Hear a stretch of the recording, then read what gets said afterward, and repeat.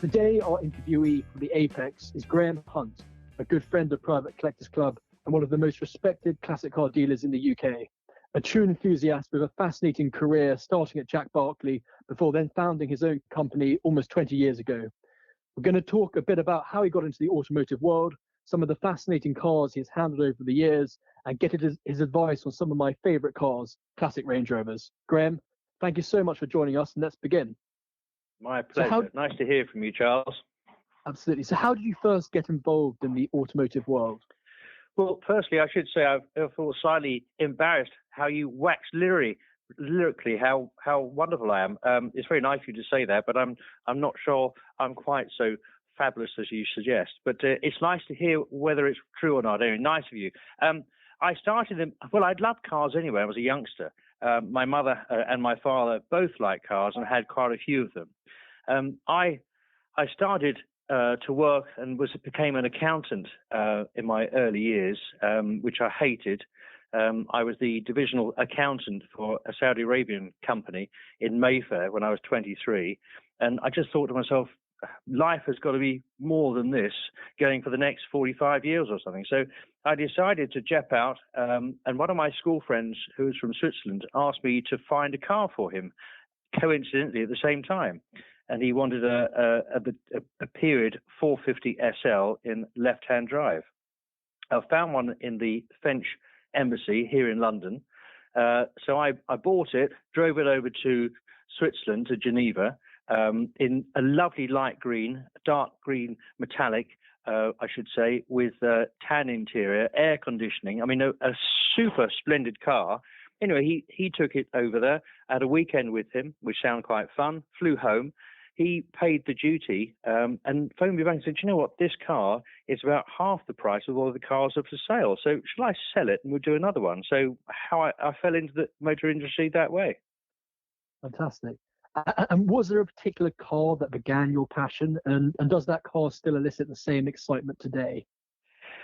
Well, I suppose all these cars gave me a passion, whether it's a book. I used to watch and read loads of books and car magazines constantly. So whether it was Mel Nichols describing the journey from Lamborghini to London with a Lamborghini 4000 LP400 Lamborghini Countach, or I think there was a Lamborghini Silhouette, or Uraco 3000.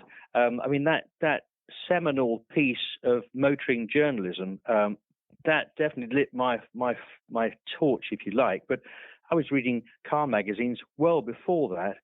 I love period Lamborghinis from the 70s, and I do love E-Type, V12 E-Types, as well as 3.8 and XK120. I mean, the whole thing is, I suppose, it's not one car, all cars made me happy. Yeah. And I understand that in your 20s, you managed to get on track and you raced a number of cars, I believe, including an AC 3000. Is that right? Yes, I span around it in the various racing environments. I had a 3-litre Capri, which is fully race prepared, the 3-litre AC 3000 ME, and also a Porsche Carrera 2.7, but a G series, because it's almost as fast as an RS 2.7 the year before, but it had the bigger bumpers, but it was less expensive. But I loved all that stuff. I did it for many years. It taught me how to understand that when you think you're driving well on the road, you're miles away from the limits of the cars that they have. But the funniest thing is, well, if you race on the circuit, it encourages you actually not to drive so fast on the road. So I think track days with proper tuition and actual racing and competitive racing is normally helps people drive better on the road than normally not going to these events. Yeah.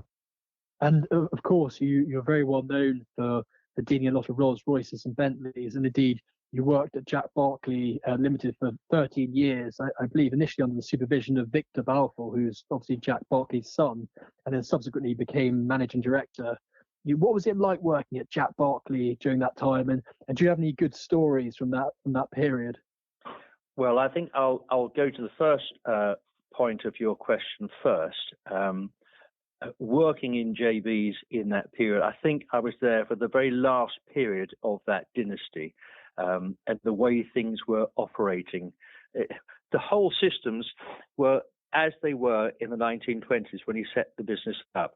So my first day there, I was given a desk and a telephone, and I was introduced to everybody in the business. And at Jack Barkley in Berkeley Square, you had the big showroom upstairs, the offices at the back, some offices upstairs, and downstairs there's another showroom with the kitchens and the library or the filing department. And even I mean, upstairs in the typing pool, there were 10 secretaries, all beavering away on typewriters, taking their notes in dictation to the salesman, you had to send letters every day to people on your customer database. And you went downstairs to the filing department, and Mr. O'Day, who was the filing manager, and his secretary, they would give you every day the group of customers you're meant to contact on that particular day. And the whole systems, which were being operated at that time in the early 90s, late 80s, were the same as they had all the way through from 1927 when he started on his own. Amazing, really. And that's why they were so competent in what they did.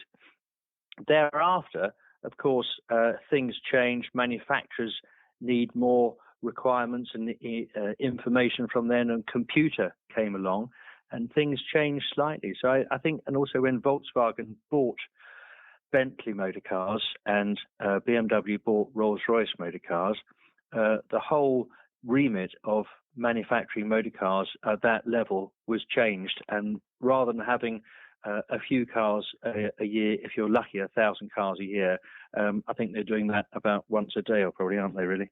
So it's a different change, and I was lucky to be there. And some of the stories I can't tell you over the phone now. I think I can tell you about some of these over a drink in the evening, Charles. There are a couple of innocent ones I can mention to you. It was rather lovely, really, that Jack Barkley was quite well known for entertainment of their clients. And that's the same thing with the manufacturers from Rolls-Royce and motor cars as well, to be fair. But there was this one chap who came in, a chap I should say, who came into the showroom, wanted to have some lunch with one of the directors. So he went out and had some lunch in one of the clubs around the corner, and came back after a lovely lunch and decided to have a few more drinks in the boardroom, which was our habit. And by the time he went home, he was a little bit pickled. So out of courtesy, we offered to drive him home in one of our cars and with a chauffeur. And the next day, we promised that we'd deliver to him the car, and all would be done by 9 o'clock. Oh, thank you very much. Anyway, so the next morning, the chauffeur arrived at 9 o'clock. Of course, the chap was hanging out of window, didn't know what time it was. He said, "What's that car you've delivered outside?" "Well, sir, this is the car you bought yesterday afternoon." "Oh, my God, I had no idea. I must have written a check." "Yes, you did, sir." "Well, have you backed it?" "No, we haven't yet, sir. It's a bit early." "Well, throw it away. I'll write a new one. I'd hate my bank manager to see me write a check of that value with such poor handwriting." Amazing. Mm-hmm. I imagine you don't get many of those sort of clients these days. Well, not at Jack Barkley nowadays. I do see of these in our business sometimes here or there. Yeah. And of course, you launched your own company in 2001, almost 20 years ago now. And I imagine you've handled some of the most fantastic cars in the world. Has there been a particular car that has stood out for you, and why? No, they've all been fabulous cars to sell, and to be fair, fabulous customers to look after and to befriend and be friendly with. I suppose one of the nicest cars that we sold in the early days, we had an R-Type Continental, which is one of our passions. We like the cars from the 50s, and especially an R-Type Continental. And there are not many of them built, and not many which are for sale at some specific times in the marketplace. And I suppose this is in the early 2000s, and values in those days were about £350,000, which was quite a step up price against a new Rolls-Royce or Bentley motor car in itself. We're happy to have this car. And I, working with my wife, Bettina, decided that I will go to take one of our children down to his school for the term. And Bettina said, well, I don't need you. I'll stay in the office. You never know what could happen. Anyway, she phoned me up. So, darling, are you able to talk? Yes, I'm in the school at the moment, but I can have a couple of minutes. What's the problem? Well, it's not a problem, really. I've got a customer who's come in. He's quite interested in the R-Type Continental. That's interesting, isn't it? We're asking £350,000. Yeah, that's right. Yeah. Well, he'd like to buy it. Well, that's fabulous, darling. How much do you want to offer? But he's offered £350,000. So I think you sold your first R-Type Continental. Which is lovely, really, isn't it? Yeah. Yeah. Well, obviously, I know Bettina Welsh, and she's absolutely fantastic. And I know that Graeme Hunt Limited is very much a family business, not only with Bettina being involved, but also your sons as well. Was their passion for the classic car world already there, or was there a bit of corralling from your part to get them involved? Well, to be fair, no, they both love cars. Rupert had for his first car an MGB GT in yellow with, I think from memory, this is about 7 years ago, it had 6,000 miles from new. And he kept that for, I think, about 3 years through university. And then he sold that, did quite well out of that, to be fair. And Will's is the same, although he instead of had a car for his first sort of proper present life out at the age of 17, he waited a year and said, I'd rather, for the same money as the MGB, can I have a watch, please, Daddy? So he had a watch, and then he got into an MG F-Type with very low mileage as well. So he's had a few cars actually in the meantime, and he's been involved with auction houses and all sorts of things in the meantime. So they both have, I would suggest, Castrol R coursing through their veins. Superb. Runs in the family. And one of the things that we share is, I believe, is a great passion for classic Range Rovers. I know you've sold over the years some of the most special variants, including CSKs, Invogues, LSEs, and indeed the very early VLARs. And I've been lucky enough, I've had two CSKs, and I had an LSE actually as an everyday car for about 4 years. Good boy, they're great, aren't they? Yeah, well, if you were to have one of these limited edition Range Rovers in your collection, which is the one to have and why? I suppose the question to you, or the answer to your question is, well, what are you going to use it for? You want to keep it in the garage and watch it go up in value, or do you want something to use on a regular basis? So I think from my perspective, and I was talking to a well-known classic car enthusiast who has a passion for music and does that for a living. And we were talking about Range Rovers this morning, and he's got a restored 1970s early three-door, as well as an LSE that I've just restored for him. And he says, well, I think I'm going to have the LSE as an everyday car, or a car to use more regularly, because the 1970s car is great, but you actually do need four doors, and it's got air conditioning and electric windows and electric sunroof and all the things that make the latter classic Range Rovers much more usable than the earlier ones. And the most bizarre thing about the Range Rover, which started, as you well known, Charles, is that it was a farmer's vehicle, really, but a car you could take to the golf club or to the Dorchester. And I think as they worked their way through the showrooms, they realized that people were buying these cars and used them more on the road than off road. And if it was off road, it was probably to go shooting. And therefore, they introduced all these extras to make the car from being a utility vehicle, but a very nice one, up to almost an alternative to a Rolls-Royce or a Bentley. And I think that those latter cars are the ones. I mean, the ones that I've got at the moment that I use, I've got an LSE of our own that we use as our everyday car. And in fact, I did two tours last year with the Royal Automobile Club. They did one in the spring and one in the summer. And we got a choice of other cars that we could use, as you well know. And we decided to use on both occasions an LSE. Says a lot, doesn't it? Really? Yeah. They just still do what it. They still do what it says on the tin. Yeah, I love them. I did probably 30,000 miles in mine, and sadly, I sold it before the prices shot up, and I then saw it for sale with I won't name names, but a well-known Range Rover expert and restorer, not yourselves, for about £30,000, more than the £5,000 that I sold it for. But there we go, in identical condition. Well, I think I probably know who you're talking about. You do know. You definitely do. And coming to the sort of what I could call normal classic Range Rovers, which I'm sure you've obviously had a lot of as well. What is the specification to go for? Which engine is it? The 3.9, the 4.2, obviously the 3.5, manual, automatic, teddy bear or leather interior, hard dash, soft dash? What would you suggest as sort of entry level classic Range Rover?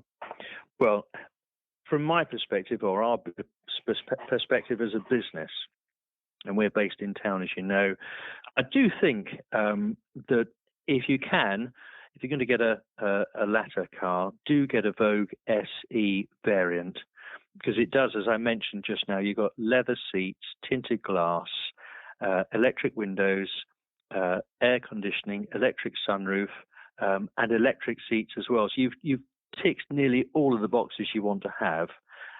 If you want to have airbags because you have some precious children to go into the back of the car and the front, it's perhaps go and get a soft dash because you are a step further towards being modern.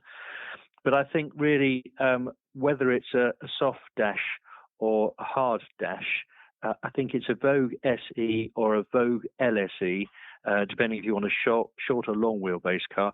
And again, if it was a 3.5 litre early Vogue SE or a latter 3.9, they've both got their merits. And obviously the 4.2 with the LSE is actually a very sweet engine on its own. I think the 3.5 litre engine is the sweeter engine than the 3.9. I think the 4.2 is bizarrely sweet as well, but at least with the 3.9 you got a bit more torque than the 3.5 litre. So I think they've all got their merits, and it doesn't matter which one you've got as long as it's a car that's not rusty and is been well maintained all the way through. Yep, sensible advice. And the next generation of Range Rovers, the P38s, they've recently transitioned from being rather the unloved generation to starting to have quite a following. I personally am a big fan of them. I've had a number of them as well, including a 50th anniversary of Vogue 50 edition quite a few years ago. Nice. What's your advice when it comes to P38s? And is their unfavourable reputation unfounded, in your opinion? Well, I think it is really. I've had a few of them, and I've bought them and sold them, and I've had them for our holiday home or as everyday cars here in town. They were designed by BMW. They were put together by BMW. They didn't rust anywhere near as much as the earlier ones. Quality installations of lots of bits and pieces. Yeah, you will, or you could have some issues with some ECUs. But every car of that period has the same problem. It's not just Range Rovers. You can get yourself a W or an R129 SL, as you well know. Those cars are fabulous, but the early electronics and ECUs put into cars in the 1990s do have a habit of coming back to bite you on the bottom. So the P38 is maligned unfairly. Opinion, they're very, very capable cars, and they've got much more space than the Classic, and they have less issues with underside rust and things. So I'm a fan of them.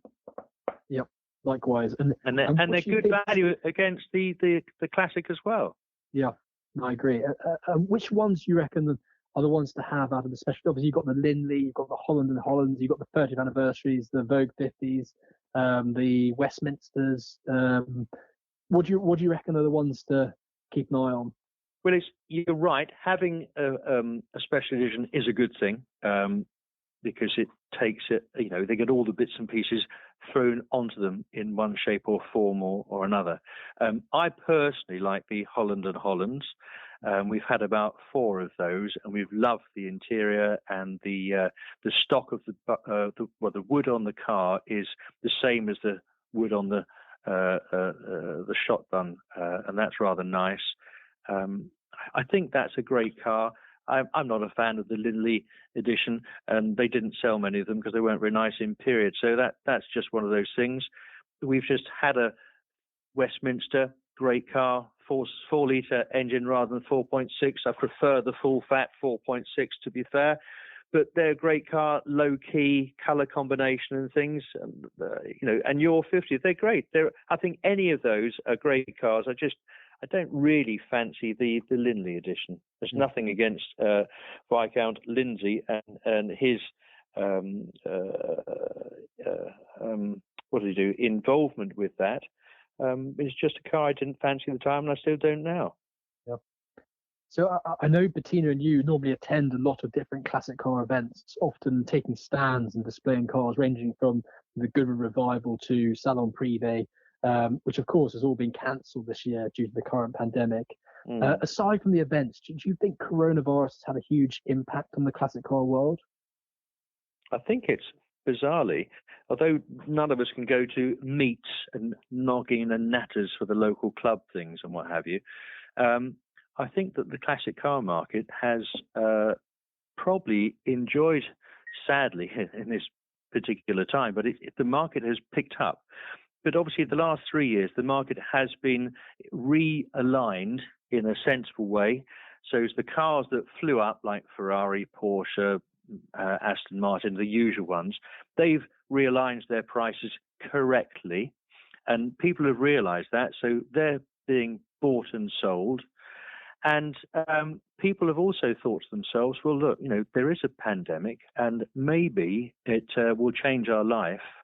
And maybe we should buy something now and enjoy it for what it is and what life could be in the future. I also think that looking at this seriously, the interest rate in the bank at the moment is flat, and it may be negative shortly. So if you've got your money in the bank, there's nothing to do with it. So you might as well buy something which is tangible and historically has shown that it will go up in price quite a lot. And if they're going to buy a car and keep it for 5 or even 10 years, they know whatever happens in the meantime, they'll probably get a good return against what they're putting in now. So it's a bit like a mirror situation, although albeit for different reasons. What's happened with COVID recently is, I think, almost a mirror image of what happened in 2008 with the BATS collapsed. Yeah. No, I think you're right. And another question: you've obviously been based in central London since you started your business, being in Radley Mews in Kensington for almost 20 years, and you're now based in larger premises in Battersea. Given all the government regulations, what do you think is going to happen to classic car use in London? And do you think electrifying classic cars is the way forward? Interesting, isn't it? Really.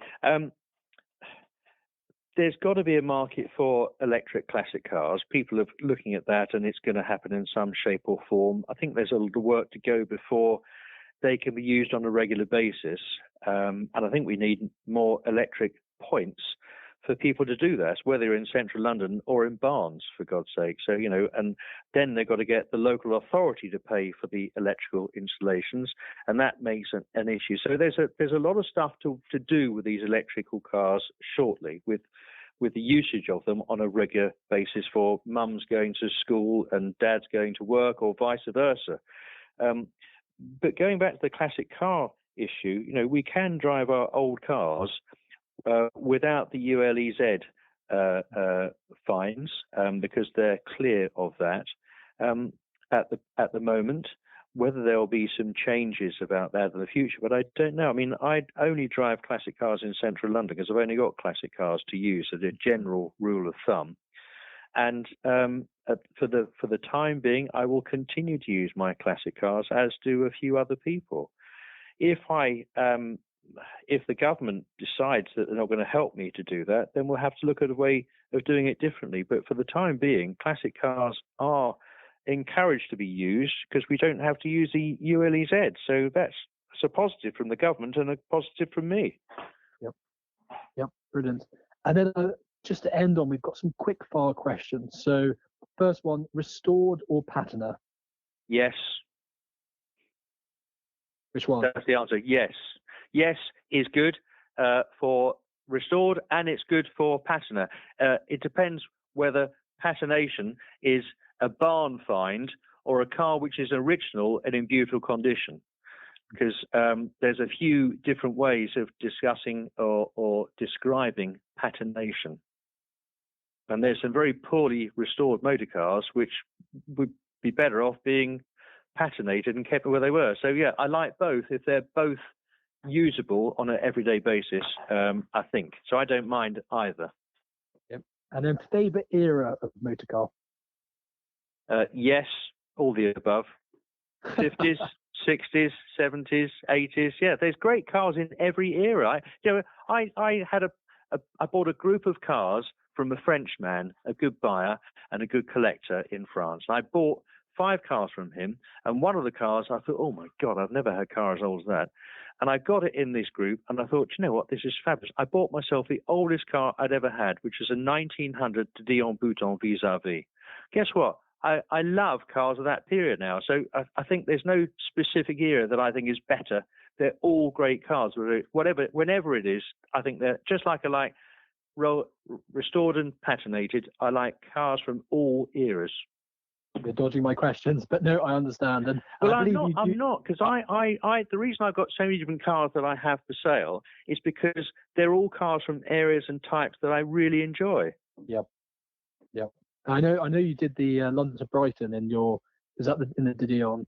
Yes, I did. Yeah, amazing. The luckiest bunny in the world, because I got a car that I'd only owned for, I think, a month and a half at that time. I'd driven it once before the trip to Brighton. On the day, it didn't break down at all, and it didn't rain. It was blue skies all day long. So on the basis I've ticked every box, I don't think I can ever do it again. And then which car in stock would you choose for a post-lockdown adventure? My 1958 Bentley S1 Continental by James Young. I've seen that one. Is that the one you had at Retromobile? No. No. No, I didn't have that there. No, it's called Thistle Green or Pewter, however you want to describe it. It's a light green metallic with tan interior, and it's one of the prettiest shapes on a Continental 4-door that they ever produced. One of the prettiest cars. It's on the website. It's a lovely thing. I like it a lot. Fantastic. And last question: money no object, free car garage.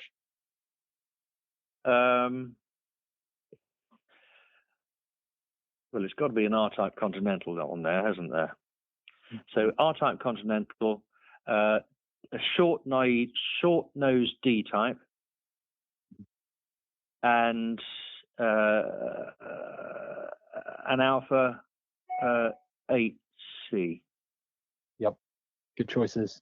Well, Graeme, thank you so much. I tried to get 3 cars as slightly different from each other, so each one would be a different driving experience, I think. So I think it's quite good, isn't it? Yeah. Yep, I wouldn't complain if that was in my garage every morning I was waking up to. I thought you might put a Lamborghini in there, given your early passion for them, but I've had those. Yeah, I've had those.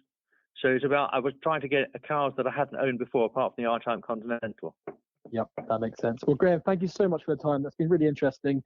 And look forward to catching up soon. And I need to come and visit your Battersea showrooms in the next few weeks, once we can sort of have a bit more flexibility with movements.